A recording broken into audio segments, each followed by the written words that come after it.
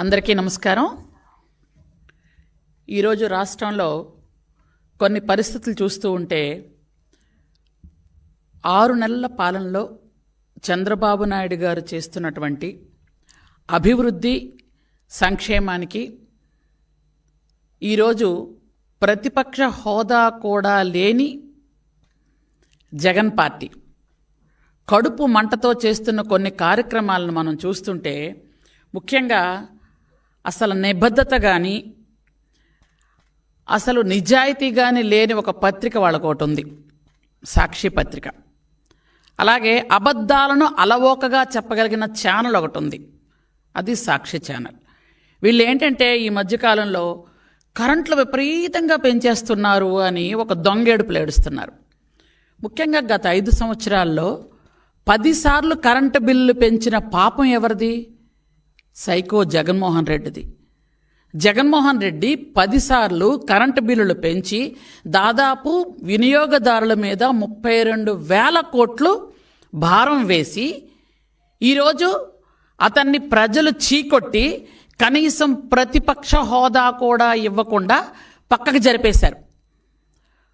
అట్లాంటి ఆయన 11 సీట్లతో 11వ తేదీన ఉదయం 11 గంటలకు బయటకు వచ్చి ధర్నాలు మొదలుపెట్టారు.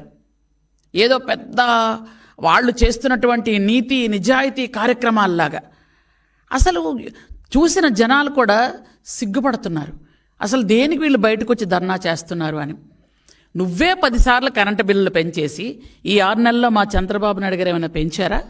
ఈ ప్రభుత్వం ఏమైనా పెంచిందా? పెంచకపోతే కానీ నువ్వు గజనీవి, ట్యాబ్లెట్లు వేయడం మర్చిపోయి ఉంటావు. కానీ కొంచెమైనా ఆలోచించాలి కదా. మీరే కరెంటు బిల్లు పెంచి మీరే ధర్నాలకు దిగుతున్నారు అంటే ఎలా ఉందంటే దొంగే దొంగ దొంగ నరిచినట్టుంది. ఎంత దారుణం! నువ్వే కరెంటు బిల్లులు పెంచేశావు. 10 సార్లు పెంచారు, 1 సారి 2 సార్లు కాదు. కానీ ఈరోజు మీరు బయటకు వచ్చి కరెంటు బిల్లులు చాలా దారుణంగా పెరిగిపోయాయి, ప్రజలు ఏమైపోతున్నారు, ఇంకా పైగా ఆ పేపర్లో రాస్తారు ప్రజలు వణికిపోతున్నారట. యాక్చువల్గా చంద్రబాబు నాయుడు గారు ఉండేటప్పుడు 3వసారి ముఖ్యమంత్రి అయ్యేటప్పుడు యాక్చువల్గా 2014లో ఎంత తక్కువ కరెంటు ఎంత దారుణం అంటే 22.5 మిలియన్ల యూనిట్లు లోటుతో చంద్రబాబు నాయుడు గారికి అప్పచెప్పారు. అప్పచెప్పినటువంటి ఆ కరెంటుని ఆ రోజు చంద్రబాబు నాయుడు గారు 2014 నుంచి 2019 వరకు మిగులు విద్యుత్తో ఈ జగన్ రెడ్డి చేతిలో పెట్టడం జరిగింది. మిగులు విద్యుత్తో చేతిలో పెడితే అది ఏంటి, అప్పుడు 5 సంవత్సరాల్లో ఖచ్చితంగా ఎస్టీ ఎస్సీలకు ఫ్రీ కరెంటు. అంటే ఎస్టీలు ఎవరు కూడా కరెంటు బిల్లే చూడలేదు. కానీ జగన్మోహన్ రెడ్డి ప్రభుత్వంలో ఎస్టీలు కరెంటు బిల్లు చూడడం కాదు, ఆ బిల్లు పట్టుకొని వణికిపోయేవాళ్ళు. కరెంటు తీగలు పట్టుకుంటే కాదు, బిల్లు పట్టుకుంటేనే వాళ్ళకి షాక్ కొట్టేది. అసలు కరెంటు బిల్లు అంటే ఏంటో తెలియనటువంటి ఎస్టీ గూడాలు, ఎస్టీ పల్లెలు, హిల్టాప్ ఏరియాలు, గిరిశిఖర గ్రామాలు అందరూ కూడా కరెంటు బిల్లు వచ్చింది అంటే కరెంటు బిల్లు ఏమిటి అని ఆశ్చర్యంగా చూసే పరిస్థితి జగన్మోహన్ రెడ్డి తీసుకొచ్చాడు.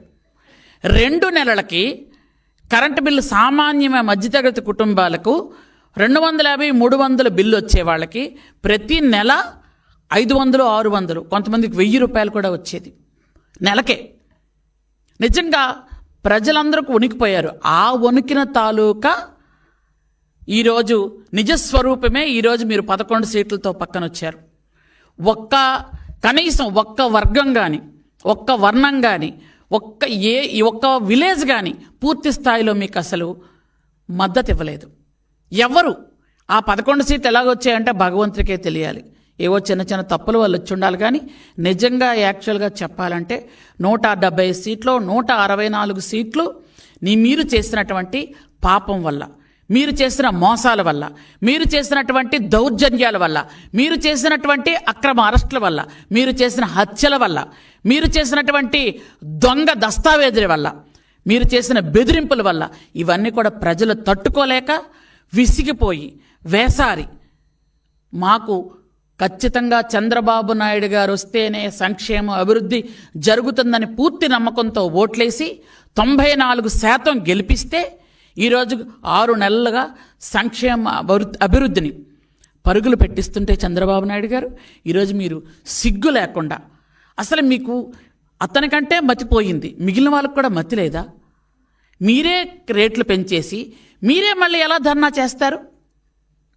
జగన్మోహన్ రెడ్డి అంటే ఆయనకు మతి లేదు, ఎందుకంటే ఆయనకు ప్రతిపక్ష హోదా ఇస్తే అసెంబ్లీకి వస్తానంటాడు ఆయన. ఇదేంటి చిన్నపిల్లలు చాక్లెట్ ఇస్తే ఆడుకోవడానికి వస్తా అన్నట్టుగా? అంటే 5 సంవత్సరాలు ముఖ్యమంత్రి చేసిన ఒక వ్యక్తి కనీసం ఇంగిత జ్ఞానంతో మాట్లాడాలి కదా. ప్రజలు మీకు ఇవ్వలేదు ప్రతిపక్ష హోదా, మేమెందుకు ఇస్తాం? మేము ఎలా ఇస్తాం?